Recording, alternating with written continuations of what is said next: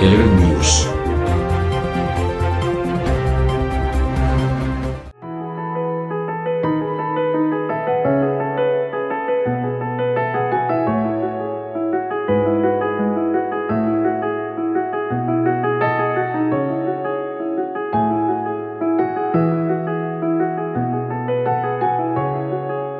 सिंध हुकूमत के तर्जुमान मुशीर कानून बैरिस्टर मुर्तजा वहाब की 3 तलवार क्लिफ्टन आमद। बैरिस्टर मुर्तजा वहाब ने IM कराची के तहत दीवारों पर पेंटिंग्स का इफ्तिताह किया। Australian council general, deputy commissioner जिला जनूबी और मुख्तलिफ आर्टिस्ट मौजूद थे। अपना कराची NGO से वाबस्ता अफराद शहर की खूबसूरती में किरदार अदा कर रहे हैं। अपना कराची के लोग जो काम कर रहे हैं उसे महफूज रखना हम सबका फर्ज है। कराची हम सबका शहर है, इसकी खूबसूरती में हमें अपना किरदार अदा करना चाहिए। शहर की खूबसूरती के लिए सिंध हुकूमत ने हमेशा अपना किरदार अदा किया है। सैयद तारिक जैदी, 11 न्यूज़, कराची।